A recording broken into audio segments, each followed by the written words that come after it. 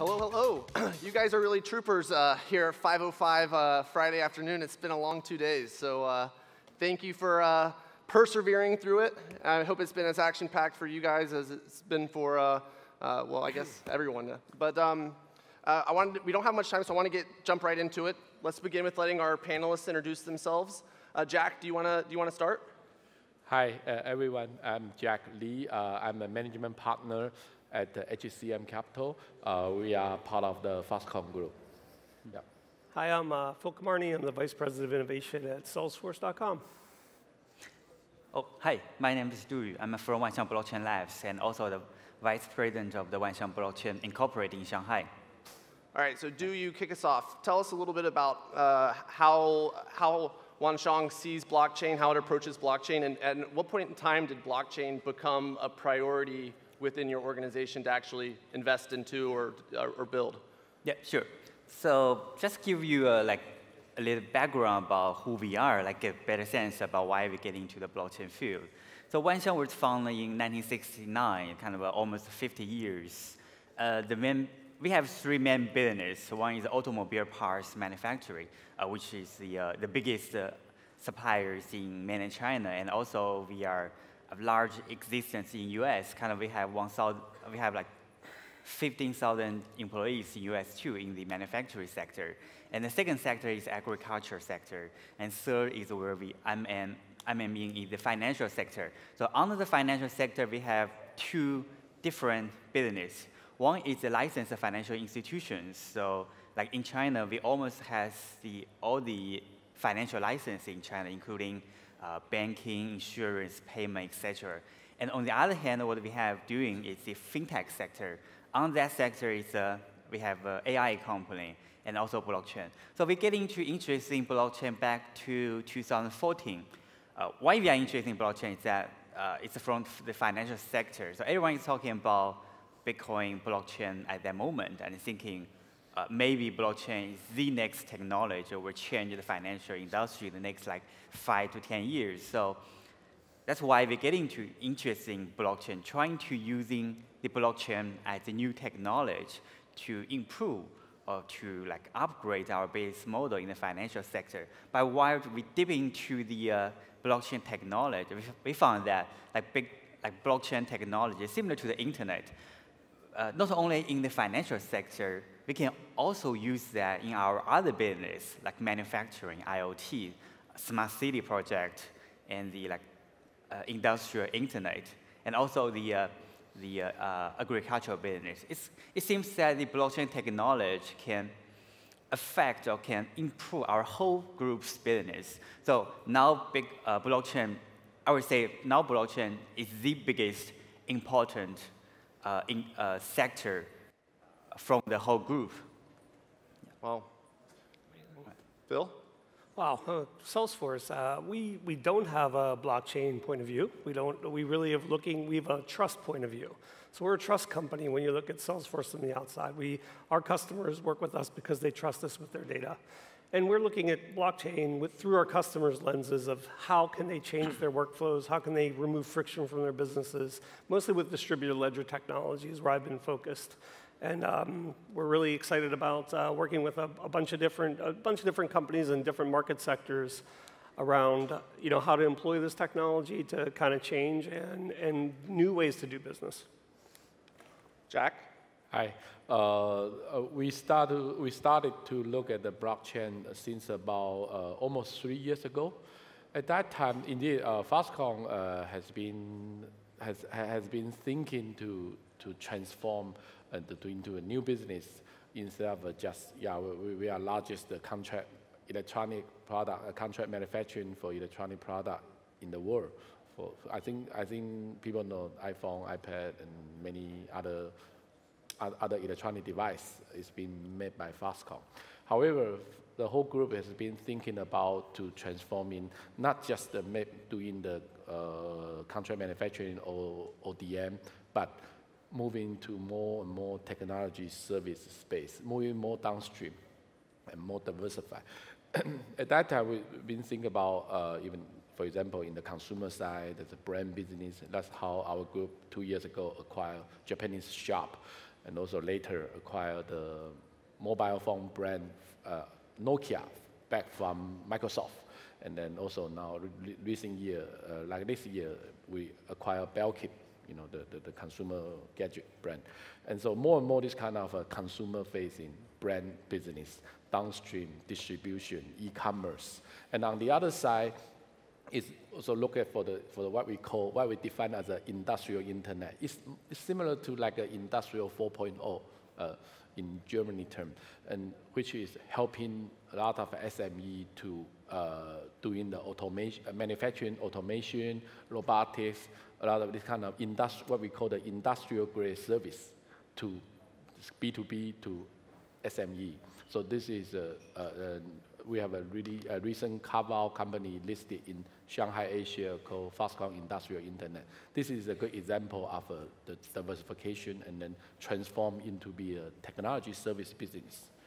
And so in this sense, a few years ago, we've been thinking about what else we should invest, we should look at to make the whole ecosystem be more completed. So financial service come into our mind about like 5 years ago. We are thinking to get into even banking or insurance business, or we generally call financial service. So at that time we were thinking what would be the right direction to go into. You want to set up a bank or you want to buy a bank, maybe not a good way. And then we considering the fintech. And we look at the fintech space globally. And later, about like 2.5 years ago, we realized that blockchain technology can be a very, can be a revolutionary change to the, what we call the banking or the financial service industry. Then indeed, later on, we found out it's more, even not only for financial service or the banking is just a result. Indeed, it can also change the business, the way you do business, right, in a decentralized way. So therefore, about 2.5 years ago, we realized the blockchain is such kind of a revolutionary technology. It's really what we want for the financial service or fintech or even other logistics service, which we are also, our group is also very interested in looking into. And big data related. So therefore, in early 2016, we start to make a strategic investment into company like Digital Currency Group, run by Barry Silver. Yeah, so we start doing this kind of investment to explore the opportunity in this area. And in the last 2.5 years, we have invested or initiated some project in supply chain finance, and also we invest in a company doing the payment and remittance, kind of a wallet, and also most recently we invest in digital identity by using blockchain. What I'm saying is all related to blockchain, and yeah, to name a few. So gradually, anyway, we've been very serious to look at this space, and also from the enterprise perspective, we also try a few projects like what I mentioned, supply chain finance, supply chain provenance, and also like consumer finance, even like a consumer wallet, something like that. So we are bringing some use case for those company we invest or we are going to invest to really to test, to do the POC or to do more. Cool. So that's how we get started, and that's where we are. You guys are making me feel lazy. Y'all are so busy over here in the crypto space. Nice, I'm impressed. So Phil, you do innovation. Yep. You know, for entrepreneurs in the room that are building a startup, maybe they have a pilot that they're doing with a corporate partner. They're really excited. Give us a little bit of how does Salesforce determine, or what's the framework that they approach pilots, and when a pilot becomes more than a pilot? Like, how do you transition for something that's really actually strategically important for your business that you are going to deploy capital into? Wow, that's a great question. We're working through our customers. I'll give you a great example with working with Arizona State right now around how to employ a blockchain in a way to make transferable education records move across borders or across systems. And things like that have been already proven out on a smaller scale, but we're trying to take that to a much bigger audience. The talent needed to service these deployments once they're in the world is really lacking, and so are the tools. So kudos to everybody that's building tools for this industry right now. That's much needed. We have some great strategic partners on our platform that are building middleware between CRM and our systems, and really proven a way to extend trust to either Hyperledger or Ethereum. There's a couple really interesting little SIs that built some middleware for that piece. So we have ways for our 180,000 customers to go out and experience or go out and test this technology on their own. But scaling it, I would love to see somebody scale. I haven't seen anything at scale yet. So my former role as the Chief Digital Officer at the University of Texas System, where we tried to get to scale with this exact same type of deployment. All the work we did in the research to scale it is there, but actually doing it in practice didn't happen. So I would really I'm working hard to help our customers explore this technology, and really when we get something to really scale, I'll be the first one to tweet about it. So do you. Yeah. Wanxiang has been really on the forefront of trying to deploy this technology in a real way, aggressively trying to incorporate it into your business. What application do you think is going to be kind of the first or most important for Wanxiang to take it from innovation to real-world production that people are interacting with? Yeah, so actually we already have some products online right now. So back to last year, what we're trying to do is like build a supply chain finance into the automobile parts manufacturing. So that product's already online. So at the beginning of this year, the phase one is we integrate around 13 suppliers of Wanxiang Group, like tier 1, tier 2, tier 3. And the phase two, what we are working on right now, we're extending the supplier to all the Wanxiang's suppliers, including like tier 1 to tier 3, tier 4. The total number should be 130. So our strategy is that blockchain technology is new. It's not virtual. The business model of the supply chain finance based on blockchain is new too. So it's really hard for us to try to use the new business model to outside users or outside customers, because we have the use case, we have the scenarios in the group. So what we're trying to do is try to apply the new technology, new business in the group first, and then modify, upgrade the business model and technology. Everything is virtual. We'll extend that to the outside users. So for the supply chain finance, now we're starting to not only working inside the group, but also working with the other big car makers in mainland China. And this is one supply chain finance already online. Besides that, we're also working on the trade finance. And also in the financial sector, we are working with our insurance company, life insurance company, like to implement the new technology, the blockchain technology, to like the automatic claims process. So that will be online like later this year or next year. So that will be shorter. Because we think that in the supply chain finance, it's less regulation. So it's more easier for us to use that. But while touching into finance, it's more regulation area. It's hard to do that. And another thing we are looking at is the combination of blockchain technology and IoT. And Jack just mentioned the industrial like 4.0, the smart city, smart manufacturing. There will be a huge use case of blockchain in that area. But still, it takes time. Blockchain is not ready. IoT is not ready. And the 5G technology is coming out soon. So we're thinking like in the next 2 or 3 years, the combination of blockchain, IoT, and the new like 5G network technology, why combine them together? It will boost for all of them, for blockchain, for IoT. Right, that would be well, I can add one more. Because our group acquired shop, we have a shop, the best AK, what we call the AK technology for the image, right? Just like the home TV. Now we use HD TV, and then 4K is a Ultra HD TV. Indeed, 8K is the even more, But by doing this 8K plus 5G, then you can do a lot of things we cannot do now. And then to get the data, even for example, doctor, you can see a patient remotely, right? Because the 8K can really, zoom the image very clearly. Kind of resolution. Very ultra high resolution. And then, so there's a lot of data can be collected and can be even work more efficiently. And also, I always like to say, blockchain is the good way to collect the data, right?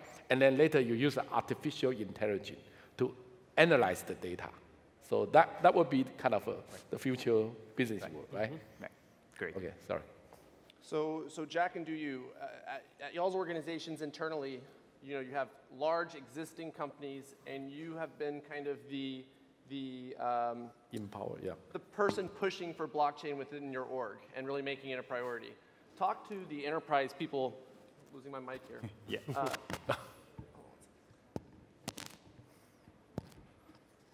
Talk to the enterprise people in the room who are in big organizations themselves. What advice would you give them about really selling blockchain as a priority internally, and how you kind of fight for resources and attention to this when it's not necessarily driving revenue today? Yeah, good question. This is the work I've been work for a lot in the last two years. Yeah, I think try to educate the internal, especially the executive level, key management, about what blockchain is. Sometimes even I got the first-hand new book, good book, right, to our CEO, CFO, etc., right, and then have them to read, and then from some case we brought in a lot of case even before we make a real investment, but we have a lot of case discussion to talk about whether this is interesting or whether technology is good, and then have a lot more and more discussion.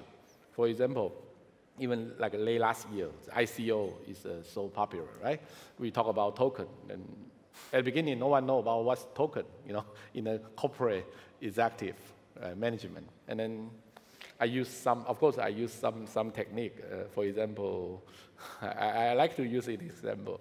Last time, the founder and CEO of NEO, he came to Shenzhen see me. I was at our company headquarters, and then I used some way to invite our CEO, CFO to attend the meeting, right? And then to have some like a presentation and talk about what's the blockchain from the really, the one of the top 10 player, right? In the market, to really, to share the experience. And gradually, those executives will learn and then feel interest. And now I believe in our group, CEO, CFO, they can even talk about token, not only blockchain.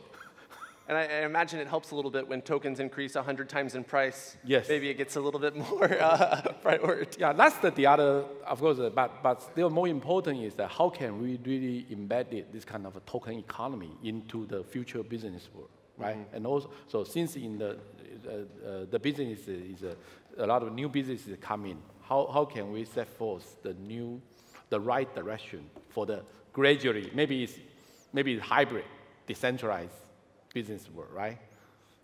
By embedding with the blockchain technology and the token.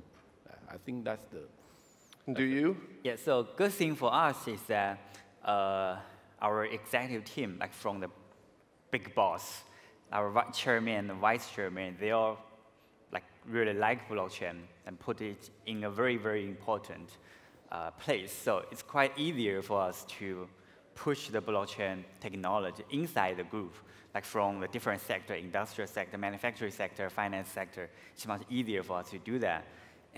But still, we saw a lot of big companies, enterprise. It's really hard for them to really learn or really to implement blockchain, because usually the innovation department get interested in blockchain, but from the top, they are not. And funny thing is that usually this innovation department, their purpose of using blockchain is not at least it's not like trying to really use blockchain into their own business, because they are innovation department. So at the end of the year, what they need to do is write a report, what the innovation work we have done in the past 1 year. So some of them just like do a POC, then that's it. They have something to write in their annual report. And next year, maybe some new technologies. That's a different side. So it's really good for us that the top management team really interested in blockchain and believe blockchain is the biggest thing in future. So in our kind of last minutes, I want to switch gears just a little bit. And we've talked about, you guys were pioneers to the blockchain world. Why are your companies not doing a token sale? Or are they talking about a token sale? What's the moment in which, as an organization, what you need to see to take crypto or tokens as seriously as maybe you're taking enterprise blockchain applications? And any of y'all can start with this, but all of you have to answer. So. Okay. Yeah, sorry. I think this is kind of sensitive, but in China, for example, this token sale is not allowed, right? So of course we can do a lot of study, but but I want to use a very good example. The company I met in Korea, but let's don't disclose the name. I think the company they have a very good customer base, good business in the mobile internet, for example, like even some mobile social network, etc. There's a lot of application and with a good customer base. The company found another group. I think so. The first answer is that if you really want to implement this kind of a blockchain or token strategy, you have to top down. Definitely have to top down from the board or CEO level, and then separate, like what you say, the innovation group, innovation team, right? The innovation team, they even study the token, how to design the token, just like other blockchain, other token company, right? And then work with each existing business unit, and then try to find out the token issue strategy, right? And then later, I know that group is going to issue token. So that's what we call this year. I think we're getting more and more popular. It's called reverse ICO. I think this kind of company really will have a very good token offering, not just the white paper concept. So I have seen this kind of company more and more. I believe in my last week, at least I met 2 of them. Both are Asia one. So I think this will come up. Will be getting more interesting. Then when you got the white paper, they already have, like say for example, 30 million customers, something like that. Right. I think that will be real. Then very interesting. We learn from this kind of case as well, and also to think how our group should plan for. Cool. Phil? Oh, well, and I'm going to push on Phil a little bit. You guys have a lot of great developers and engineers at Salesforce. Sure. And I look at a project like EOS, which is a fantastic team, really like the guys at EOS, but they have 20 developers, and they raised $4 billion in their token sale. It's like Salesforce. Imagine how powerful the Salesforce ICO could be. Yeah, imagine that. It's again, but we deal in trust at Salesforce, and it's more of I see all the work I've been doing since I've only been there 7 months, and really it's been mostly focused at distributed ledger technology in the enterprise to solve problems. We've really stayed away from tokens. Most of the customers aren't really looking at that because it's just I don't think it's a time to ask for forgiveness. Is going to be permission-based because there's a lot of change in that market, and I don't think anybody wants to step out of line there. But I mean, tokens around trust, loyalty tokens, things like that. Maybe that would be more of a place where our customers would be more investigating that type of approach. But that's an interesting. Would you go as far to say if the regulatory regime was more clear, that it's something that would be an interesting path for Salesforce to pursue, or is just from a technology perspective, it's not quite there yet? I think any public company is going to take that regulatory body to really speak up in the SEC to kind of formalize that, to have more really investigative work to happen in that space. At least that's my opinion. Cool. Yes, so we are based in Shanghai. So the short answer is all of these things are banned in China. That's it, right? Yeah, but the long answer is that forget about the regulation things, just talking about the technology and the token economy. So I was like divided into two different things. One is ICO, one is the token economy. So ICO is a way of like fundraising. So I would say for most of the enterprise, or big like Foxconn, Wanxiang, we may not want to do a fundraising at the moment, either through tokens or use other way, equity. We don't need that at this moment. So, and also expand in China. But from another side is the token economy. So token is a tool. We can use that, and we can learn from the public blockchain, the whole ecosystem, the whole community. So just like thinking about, at the beginning, we get into the blockchain, we try using the blockchain into our own business. What we do is that, at the beginning, we're thinking, oh, public chain is not suitable for us. They have tokens. They have, like, tokens could be trading exchange. We don't like that. So what we did in the past 2 or 3 years is that we changed the public chain for Ethereum.